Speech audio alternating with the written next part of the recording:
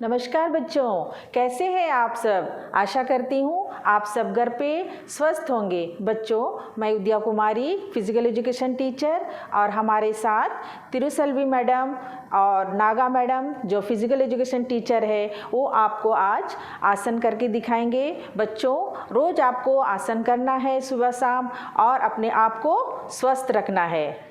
बच्चों, सबसे पहले हम करेंगे उत्कटासन। सबसे पहले सीधे खड़े होना है तथा पैरों को कंधों के बराबर रखना है। श्वास भरते हुए दोनों हाथों को अपने कंधे तक ले जाएंगे। हाथ सीधे रहेंगे एकदम। अब श्वास को बाहर छोड़ते हुए घुटनों को मोड़े और अपने शरीर को बैठने की स्थिति में ले आइए। इस अवस्था में कुछ समय बना रहे। 15 से 20 सेकंड तक रुके। श्वास सामान्य रूप से चलते रहना चाहिए।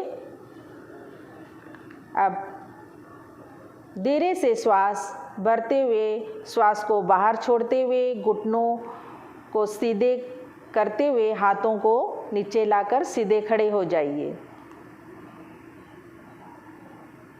इस अभ्यास को 2 से 4 बार करना चाहिए।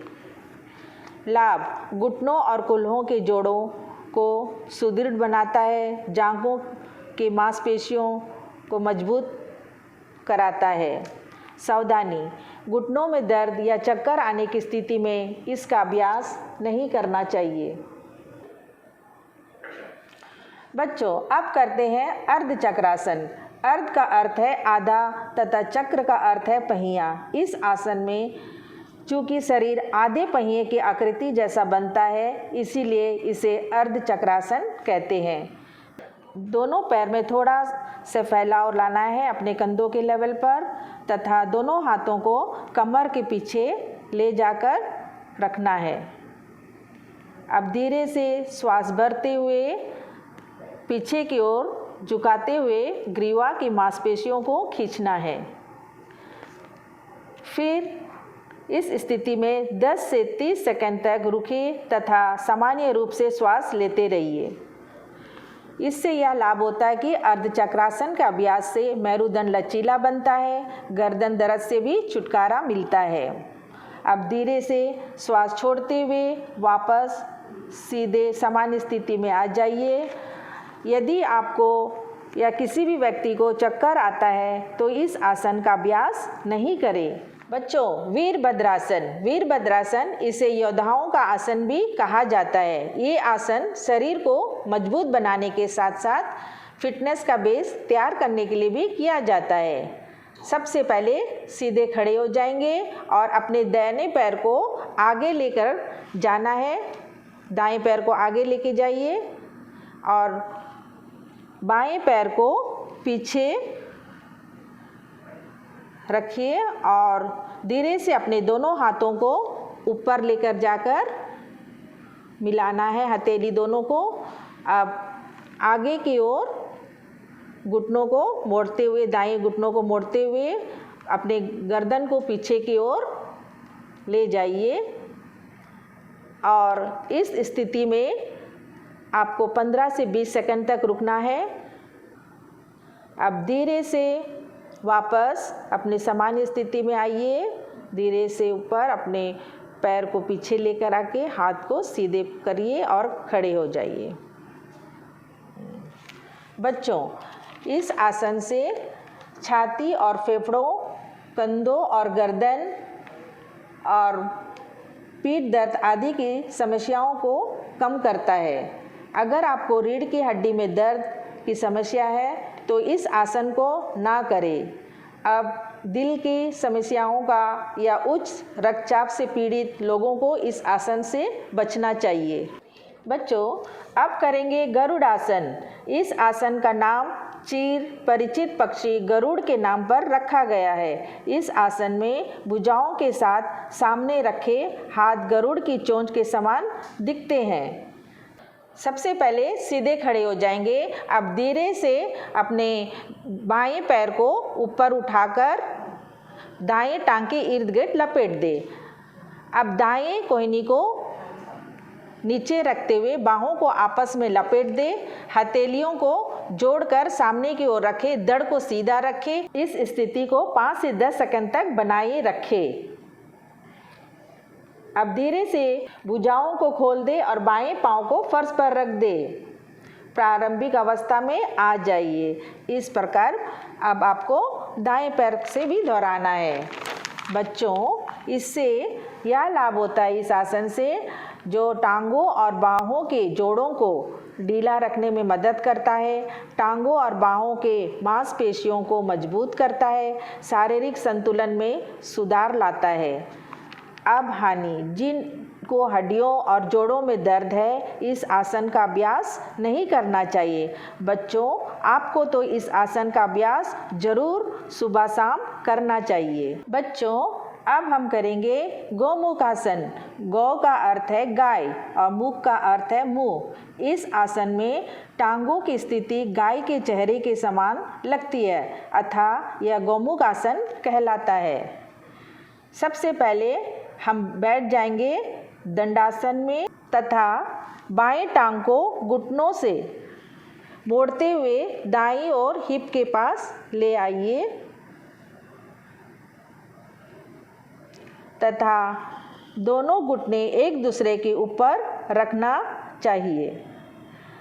कमर सीधा, जो पैर ऊपर है वही हाथों को ऊपर ले जाना है तथा कोहनी को मोड़ते हुए जो पैर नीचे है उस हाथ को नीचे से ऊपर वाली हाथ को पकड़ना है।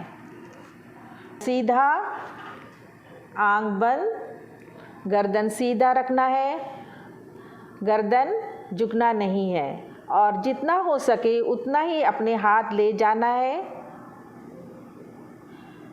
और धीरे धीरे इस अभ्यास को बढ़ाना है। धीरे से अपने आँख खोलिए तथा हाथों को धीरे से छोड़िए और अपने दोनों पैरों को खोलते हुए दंडासन की स्थिति में आ जाना है। इससे यह लाभ होता है, यह एकाग्रता को बढ़ाता है और आंतरिक शांति उत्पन्न करता है। यह झुके हुए कंधों को जैसे स्थिति संबंधी विकृतियों को ठीक करने में सहायता करता है। यह फेफड़ों की क्षमता बेहतर करने में लाभदायक होता है। यह पीठ दर्द, साइटिका और गर्दन तथा कंधों की सामान्य जकड़न को दूर करता है। रक्त स्राव होने वाले बवासीर से पीड़ित व्यक्तियों को इस आसन का अभ्यास नहीं करना चाहिए।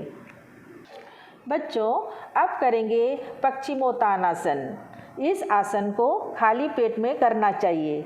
जमीन पर बैठ जाइए तथा दोनों पैरों को आगे फैलाकर रखें और कमर सीधा रखना है। अब धीरे से दोनों हाथों को श्वास भरते हुए ऊपर उठाइए, फिर आगे की ओर श्वास छोड़ते हुए झुकना है। अपने अंगूठे या पैर को भी पकड़ सकते हैं और माथा को घुटनों पर टच करना है। घुटना नहीं उठाएंगे।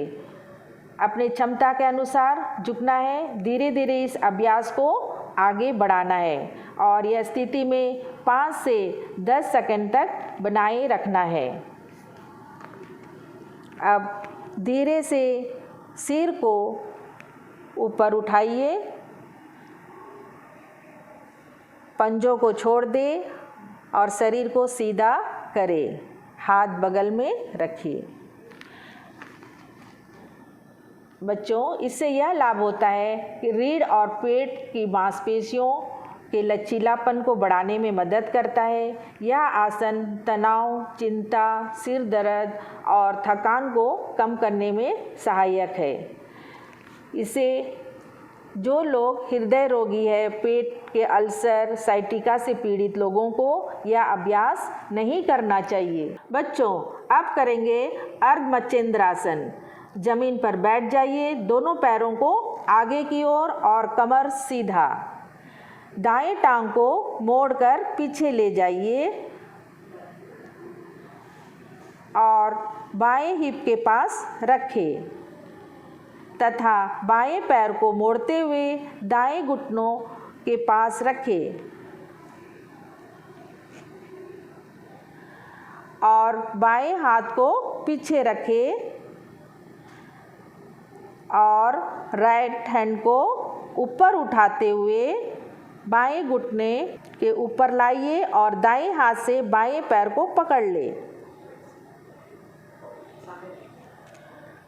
अब धीरे धीरे दड़ को बाएं ओर घुमाइए और अपनी भुजा को पीठ के पीछे ले जाइए।